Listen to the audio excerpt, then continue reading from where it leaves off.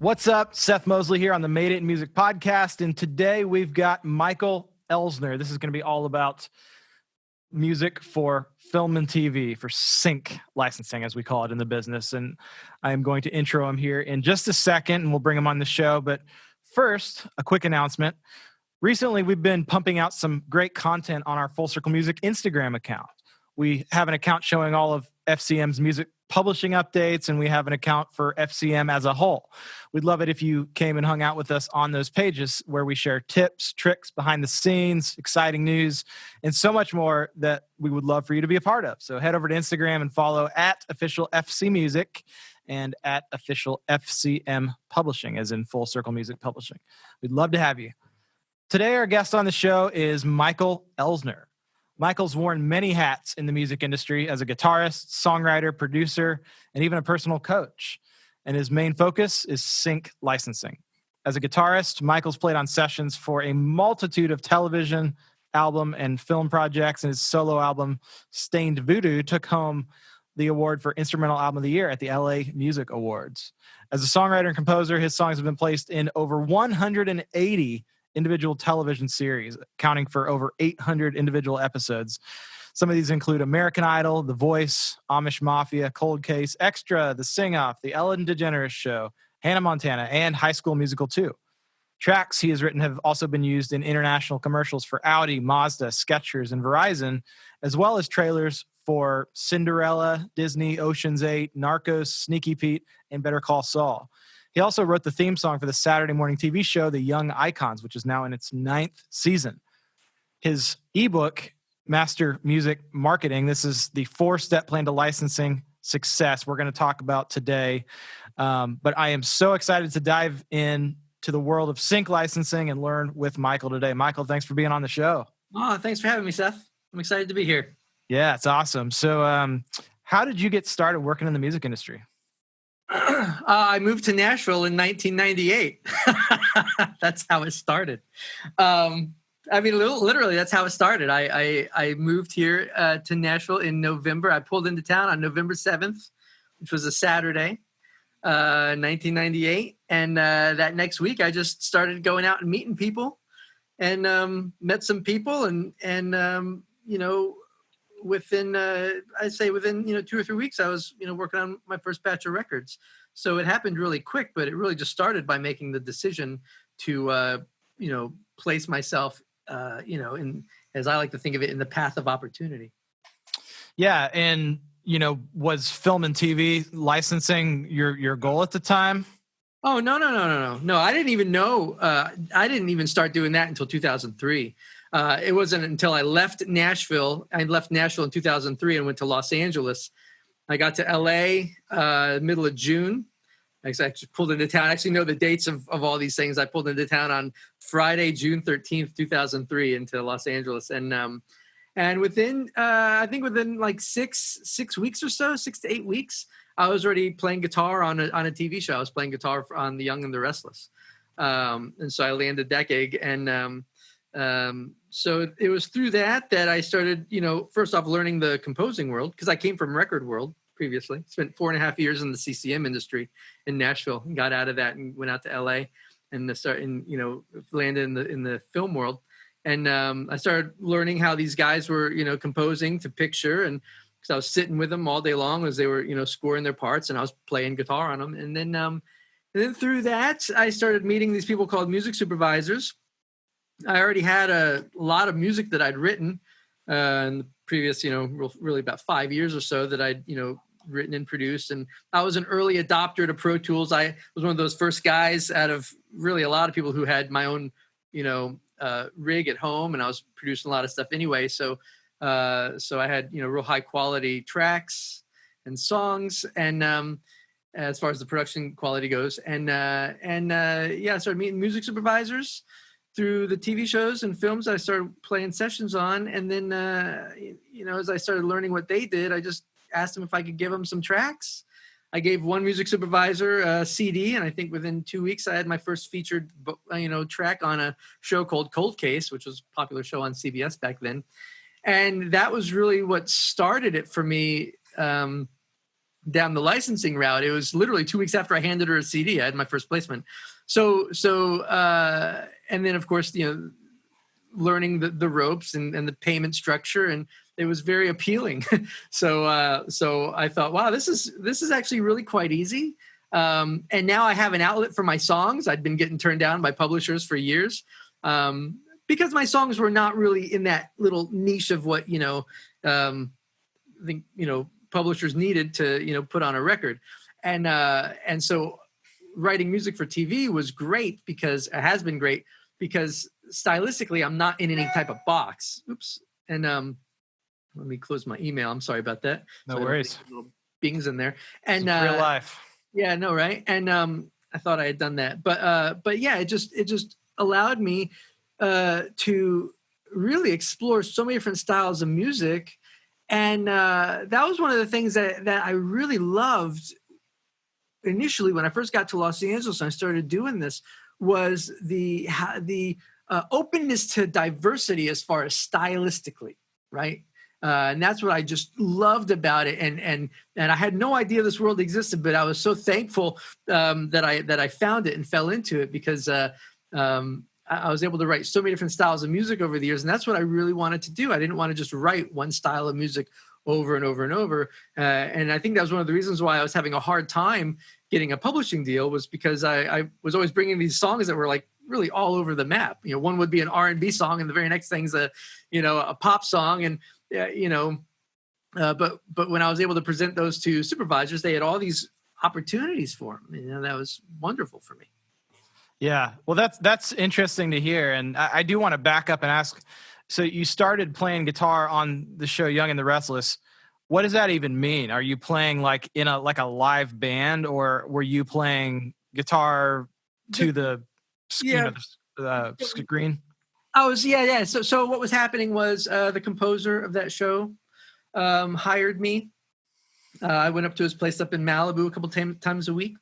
And that's a daytime soap opera. So it's a lot of, it's like every day there's a new episode, and there's a lot of music that he wrote. And so I would go up to his place and I would sit there and he would get all the, scenes, and he had his, engineer, and it was really quite a fantastic setup. And his engineer would call it up and he'd watch the scene and he'd just start putting something together, and his engineer would start, the mixing process right then and there. And he'd just kind of create like a groove and maybe like a basic, overview chord progression or whatever for it. And be like, okay, so I'm thinking like, this is like definitely like a funk thing. So give me like something funk, and I'm playing in D.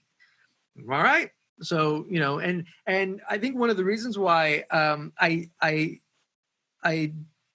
probably, I hate to say it, I don't want to sound arrogant at all, but I think one of the reasons why I succeeded in that world was because actually I really have to say a lot of it came from my time in Nashville, because working in the part of the industry that I'd worked in, the budgets were not that big.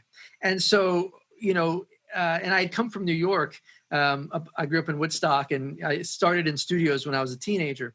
And so, when you're working on mainstream records, there's bigger budgets and you can spend time on it. But when I was working in, at least in the 2000s, late 90s, early 2000s in the CCM industry, the budgets were very small. And so, we were doing like, I remember one session where we did like 11 songs fully tracked in a day. And, so you have to come up with your parts pretty quick. And so kind of getting that behind me allowed me to show up and work with these composers where it was literally, we're doing 13 or 14 cues in a day, so writing it, playing the parts, and mixing it. And so being able to put those parts together and just, think of parts really quickly and then nail them, dial in tones really quickly and, play the parts well and get it locked in, in 2 or 3 takes. I think that's one of the reasons why I was able to succeed and start really making my way throughout the composer world out there. But as far as what it meant literally just showing up. The composer would write out some basic parts and you just improvise over them, and then move on to the next cue or the next scene. He'd put together some ideas. You figure out little parts. Oh, maybe I'll go to play an acoustic guitar on this thing really quick. And you go in and you do that while he's laying out a bass line or something like that. And that's what it was. It was literally just, flying by the seat of your pants, but full on recording sessions. That's so awesome. So tell me a little bit about, for any listeners who may be not aware, no listener left behind, what is sync licensing and how does it work? Well, sync licensing it's synchronization licensing is really what the term is. So anytime you watch TV, and which, as much as you're watching the picture, the moving picture on screen, you're also, the majority of the time, there's also music of some form underneath the scene, right? So every time you hear a song or a piece of music that's underneath the video that you're watching, a sync license had to take place, a synchronization license had to take place. And what that does is that's granting the production company from the copyright holder. The copyright holder is granting the production company the right to synchronize that piece of music and that master recording to video. So, it's not uncommon for a TV show to have, anywhere between like 80 and 100, 120 pieces of music in an episode. So for songwriters and composers and just musicians who are writing and recording music, there's an unbelievable amount of opportunity, especially as you think of how the TV world has exploded really in the last, 10, 15 years. Last year, there were over 500 TV shows that were in production. So when you think of that number, and then you start factoring in the amount of episodes and then the amount of, pieces of music per episode, there's just an abundance of opportunity. And that's not even taking into account all the films, the commercials, corporate promos, video game and film trailers. And one thing that I do a lot is I do a lot of film trailers now. So there's just a plethora of opportunity, but the process of licensing music is completely different than the standard music pursuit that most people have been on, most musicians have been on. And that's one of the reasons why a lot of musicians don't succeed when it comes to licensing their music. They approach licensing music just like they approach getting their music out to like a radio station or an agent or a manager or someone that, they just send it out their music. And that's not the way that the people who work in the licensing world actually need to absorb your music. And the very first thing that I always tell people or musicians when they're interested in licensing their music is you have to understand one key element here is that when you're licensing your music, you're not working in the music industry anymore. So everything that you've learned about the music industry path, you got to forget it because it doesn't apply. You're working in the TV industry, you're working in the film industry, you're working in the commercial industry, which is really the ads and the promo industry. And the people who are absorbing and utilizing your music need that music delivered to them in an entirely different way, with an entirely different set of information. And that information is called metadata, because they utilize it in a completely different way. You're helping them tell a story that's already been filmed and it's already been told, it's already been written. But you also have to keep in mind that once you deliver your music, there are 3 or 4 other people along the way beyond that who are going to take that music and adjust it and fit it in and edit it and mix it to the scene and all that kind of stuff. So you have to supply it to them in a way that allows them to find the music. So they have to be able to search through a lot of different, tracks, hundreds of thousands of tracks to find the right piece of music. You have to make it easily licensable. And then on top of that, you have to be able to have in your deliveries various stems and alternate mixes and whatnot so that the music editor and the re-recording mixer can really manipulate that track the way that they need it to manipulate it so that it fits perfectly under all the dialogue and all the other sound design that's in the scene. The process of writing the song is no different. The process of recording the song is no different. It just, the difference starts from the time that you've burnt your final mix and you start getting it out. So the process of licensing is quite a bit different than what a lot of musicians are already familiar with when it comes to finishing their CD and then sending it out to people. So what made you decide to specialize in sync versus writing for artists? Well, I've written for artists, but the thing that I love about writing for sync is there's no politics involved. I worked in the music industry for a long time, and there's always politics involved, which is fine. That's how it is. They're creating a product, so you're creating a product for artist A, and the music has to, really fit within this box that artist A is within. But the thing that I really liked about it, a number of reasons. Number one, the speed of it. That was one thing. I liked the diversity of it. Stylistically, what I could write. I mean, I could write one day a heavy metal track, and not even one day. Actually, I'll tell you a story. There was a time where I was writing for American Idol a show called The Sing Off and a show called Sarah Palin's Alaska, all at the same time. It was like a 3-month period. So every day I was writing, like in the morning, I forgot my schedule now, but in the morning, like I was writing like the tension beds for American Idol seasons, I think 11 and 12. Then around noontime, 1, 2 in the afternoon, I do all these a cappella tracks for a show called The Sing Off, which was a show on NBC. It was like just like American Idol, but it had these a cappella groups that were competing against each other. And I did 3 seasons of that. And then in the evening, I would pull out my mandolin and my banjo and my acoustic guitar, and I would write what I called cinematic bluegrass, which was very, cinematic bluegrass. I don't know any other way to explain it other than that, for a show called Sarah Palin's Alaska. And then that same style of music led to writing a lot of stuff for a show called Amish Mafia. Did a lot of seasons of that show. And so it's a very unique style. But all that being said, in that one day, I would go from writing these like these orchestral tension, tension-based, music beds, to doing like happy, fun, upbeat a cappella tracks. Not always happy and upbeat, but sometimes, whatever, various styles of a cappella. And then in the evening, doing all these cool, stuff with guitars, that I really enjoyed.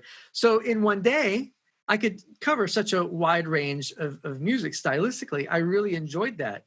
And I love the fact that I was able to work on a lot of different TV shows, a lot of different programs. And, in the music industry, I think people's favorite word in the music industry is no.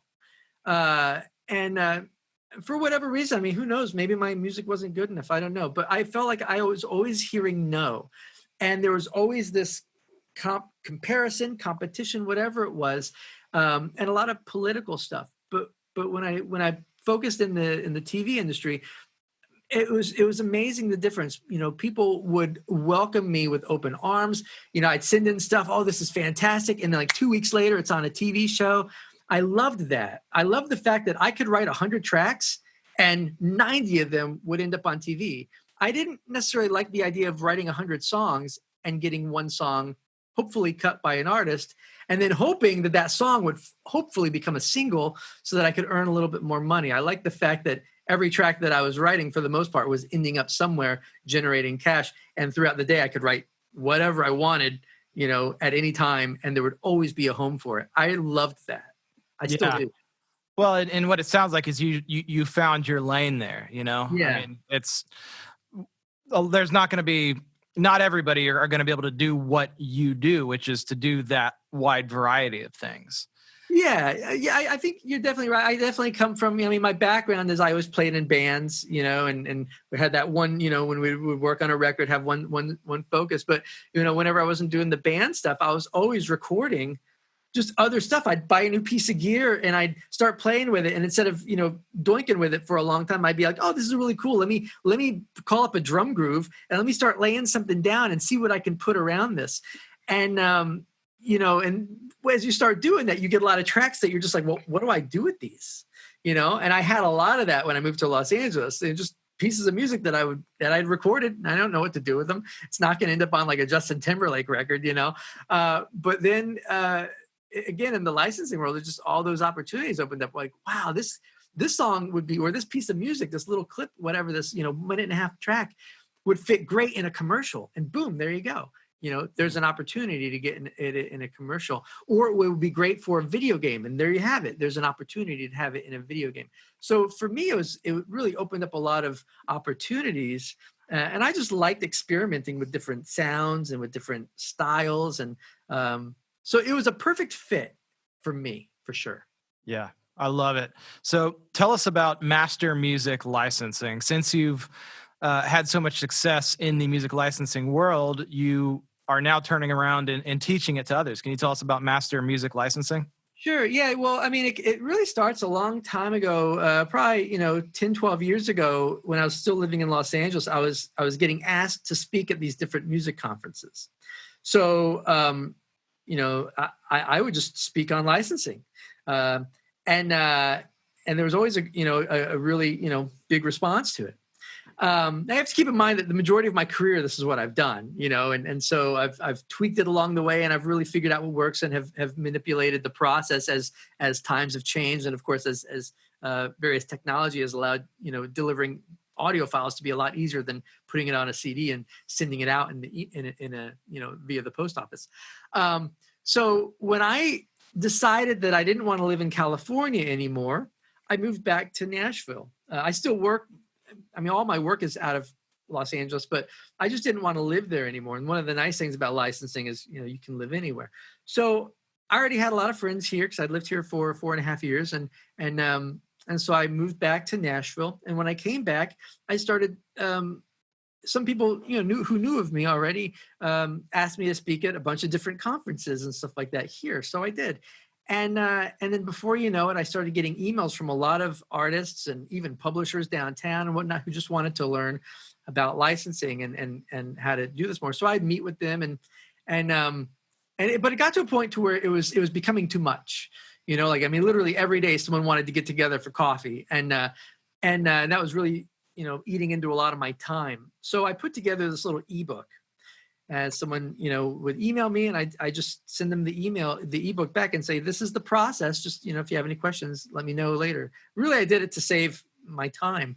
And then I was doing a session for an artist who was already in the online community. And as I was talking to him about this, he said, hey, you should put together a course. I didn't know anything about, the online world. So about 3 years ago, right around this time, he was here in my studio and telling me about this, and I thought, okay, yeah, it sounds like that's what people need. So I put the book out on a larger scale. I learned how to put it out online with his help, and a lot of people started diving into the book and then asking for more. And so I realized, a lot of people want more information. So I put together the Master Music Licensing course, which I only open up a couple times throughout the year, and really that course is 100% of my process. It's every little aspect of it from the moment you finish your mix. I have a 4-step process, which we can talk about, but it goes through all 4 steps of the process. And then the thing is okay, once you get the license, obviously it leads you to the license. Now what? Well, you're going to get offered contracts. And so I have a whole section where we learn how to, dive into the contracts. Because another thing that I've learned is, a lot of musicians just send their stuff out and they don't understand the basics of publishing and really contracts and how to protect themselves contractually and retain ownership over their intellectual property and control over it. So we literally go even past the licensing to contracts so that they understand, every aspect of it so that they can really set themselves up. And it's been, honestly, I've done a lot of cool things. I've been able to play on a lot of TV shows. I've been able to tour the world and this and that, but this is the coolest thing.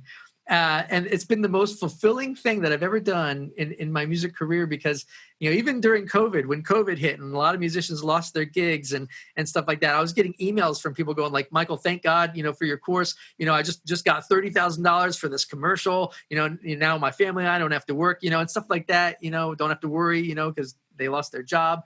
And getting emails like that from people who've gone through the program, especially, during this time when so many things shut down, man, that's just been the coolest thing. And I absolutely love it. So that's kind of the grand overview of the program. But the ebook is literally, I dissect all 4 steps of my 4-step process. This is what step 1 is, and this is why it's important. This goes back to what I said earlier about how the licensing process is different than what most musicians are used to in the regular music industry process. The regular music industry process is really 2 steps. It's you write your song, and you finish the recording. So that's like step 1.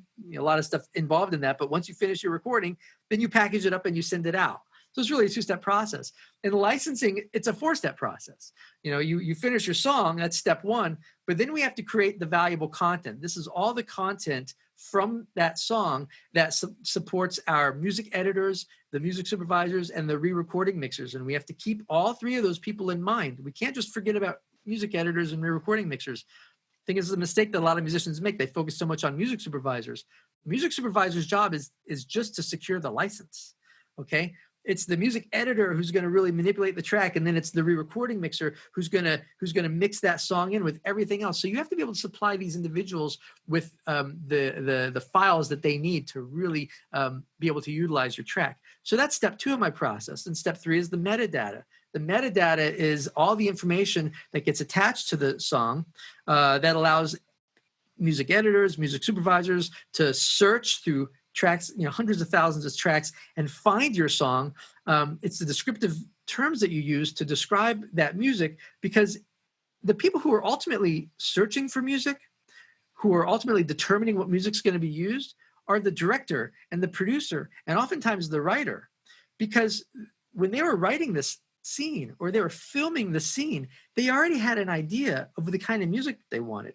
So they're going to use specific terms, right?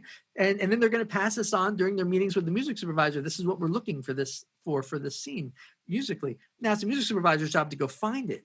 But the metadata is essential, because that's how we allow music supervisors and music editors to find music related to what the director and the producer and the writer were looking for or originally had in mind when they wrote and filmed that scene. So that's step 3. And then, of course, step 4 is actually, how do we get our music out? How do we deliver it? How do we find the supervisors who are looking for music that we have? The worst thing you can do is a shotgun approach. Just, blast your music out and hope that someone knows what to do with it. That's a terrible approach. That's what a lot of musicians do, and then they wonder why they never got a song license. Well, that's not the way that industry works. Again, it's a different process. And then, of course, once you've secured the license, then really understanding contracts is essential. So the ebook is, I cover all those parts of the process and what they are, why they're important. Yeah, that's awesome. Well, in case people are interested, they can get all that at mastermusiclicensing.com, and we'll make sure that is linked in the show notes. That's, again, mastermusiclicensing.com. A few more questions before we jump into our lightning round. What would you say some of the biggest challenges are that people face when they're trying to get their music synced? Understanding the process. The process of writing music there's no difference. I hear some people be like, oh, I'm writing music for sync. What does that mean? Like if I'm writing music for sync, I'm just writing music. I'm approaching my process the same way I would approach it if I had an artist sitting in my studio with me and we were writing for their record. Writing music is writing music. Writing a good song is writing a good song. And recording quality audio and a quality recording, the process is the same. That's why the process really starts once you finish the mix. All right, so the creation process is no different, regardless of what your outlet is. Now, this is where musicians get caught up, is kind of like what I just said. A lot of musicians will just, okay, I just finished my songs. Now I got this list of all these music supervisors. Now I'm going to blast it out to them. All right, so a music supervisor is going to get your song and you haven't added the metadata, so they're not going to be able to search it. They're not going to be able to find it. So that doesn't work in your favor. If they are able to find your track and they do want to license it, have you added enough metadata that they know who to contact and who the publisher are? And is this one stop? The whole process, there's lots of this process. But then on top of it, okay, let's say that they secured the license. Now they're going to pass it off again to the next person in line. Earlier I said there's a bunch of people, beyond you now who are going to manipulate that track. So now it's going to go to a music editor. Okay, well, if the music editor needs to sit this in a scene and might need to take out the vocal for a certain line or two because the characters, the actors are talking and they need to get the music out. They need to get the lyrics out while they're talking. But the second they're done talking, they want to, add in the lyrics again, add in the vocals.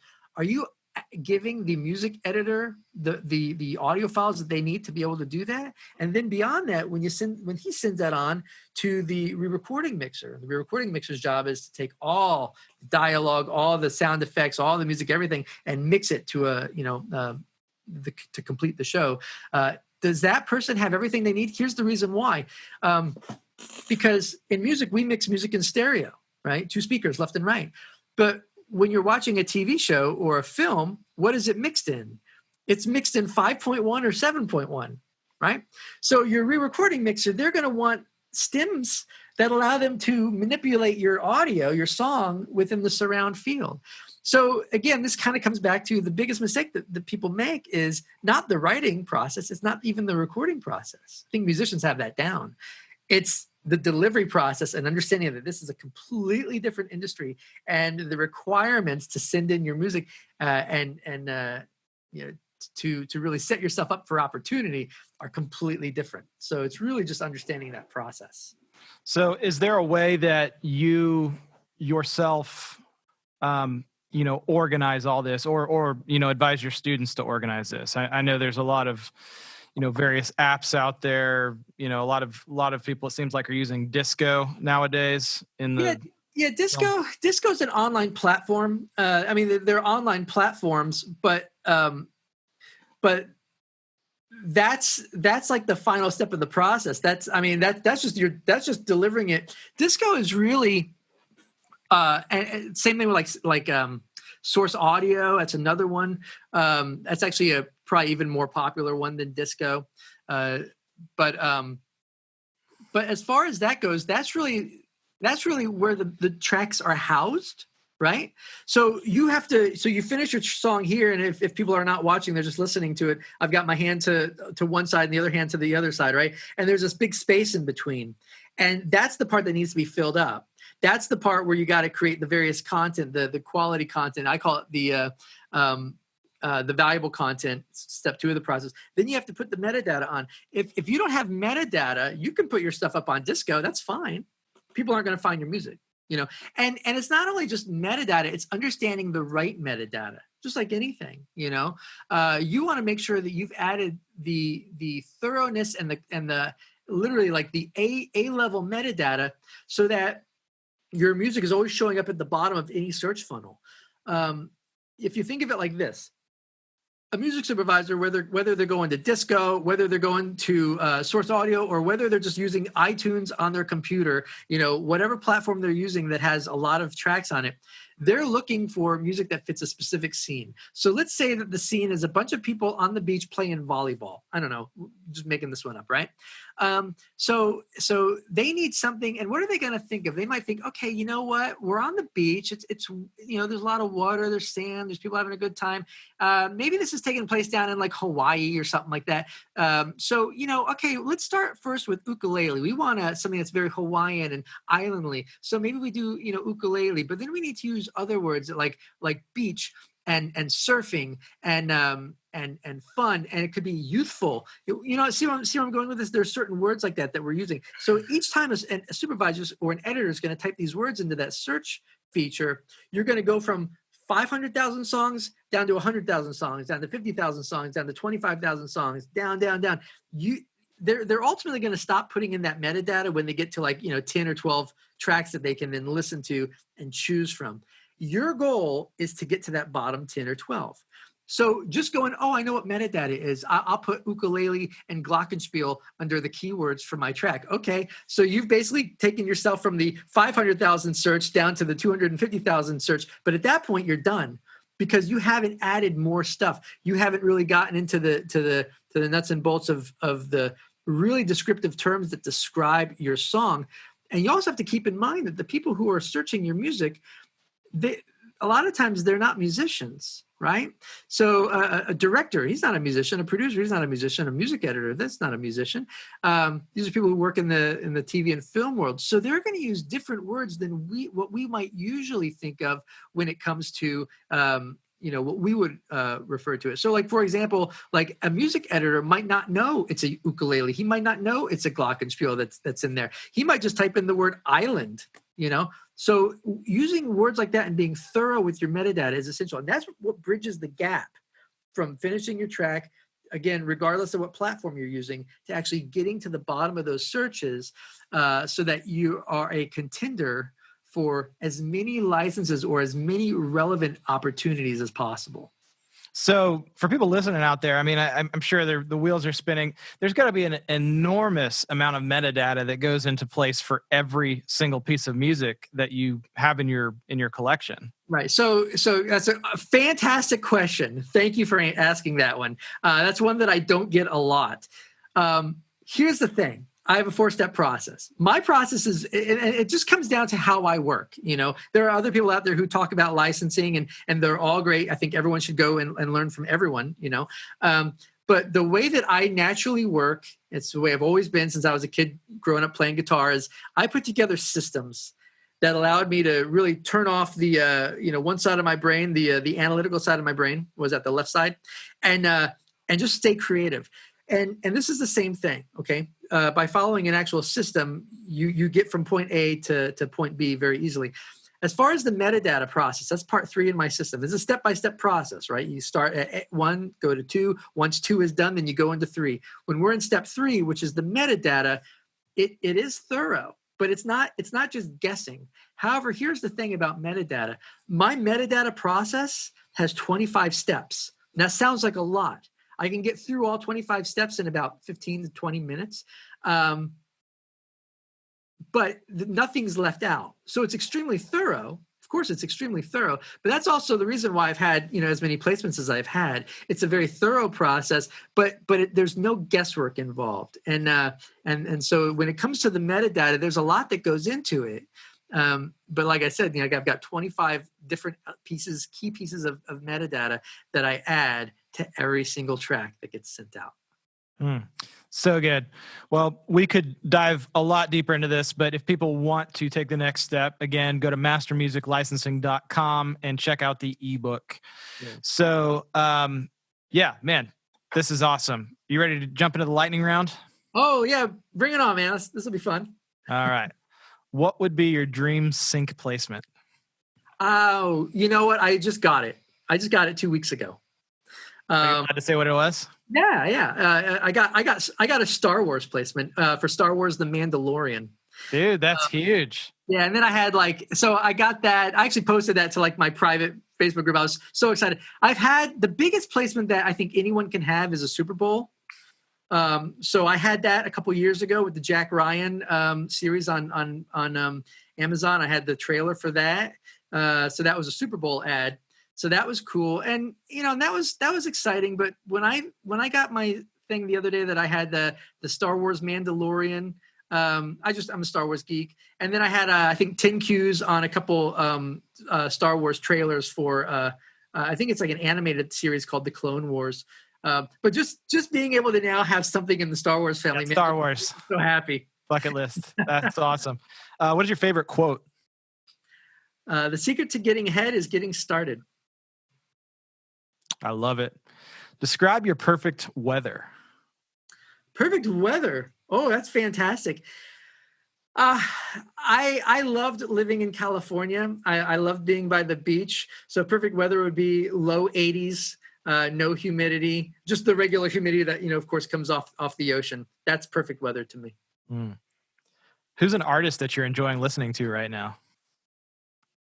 Oh, that is a great question. So I don't know if I'd say it's an artist, but I'm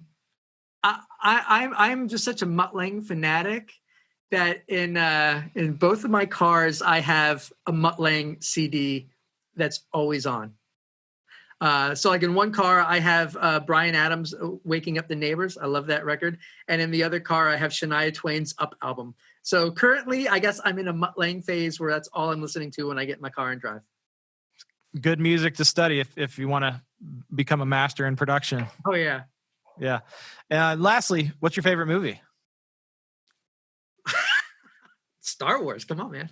You already answered it. I love it. Hey, well, once again, Michael, thanks so much for being on the show. Is there anything you'd want to leave people with before we sign off and we get to the deep dive? That's a great question. I do actually.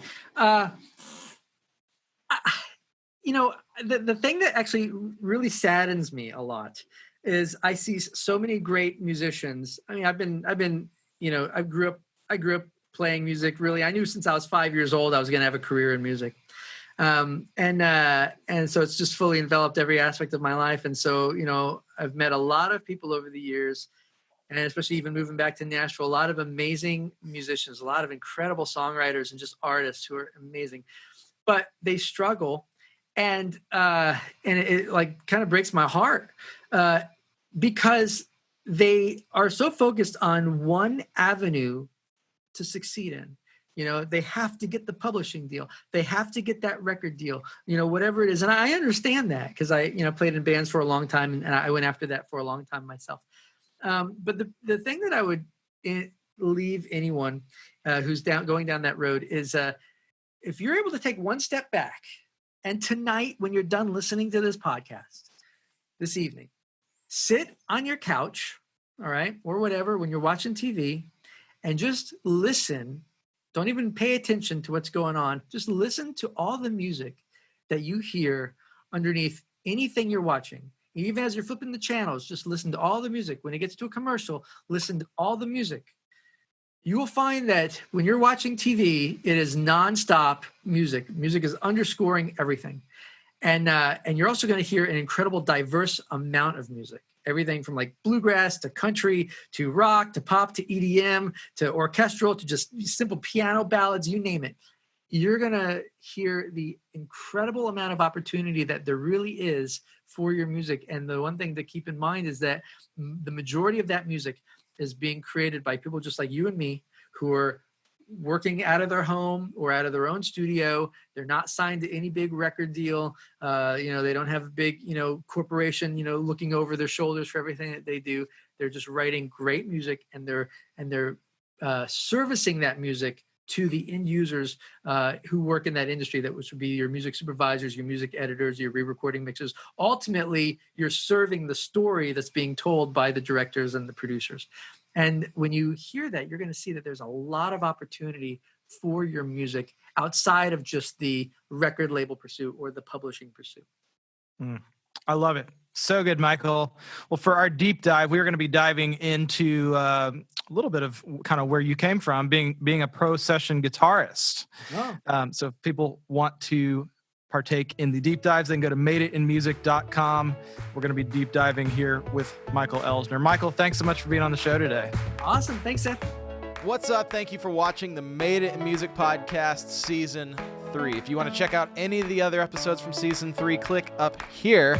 And we talk in the show about these really cool deep dives with all this extra bonus content. And if you want access to all of those, click here.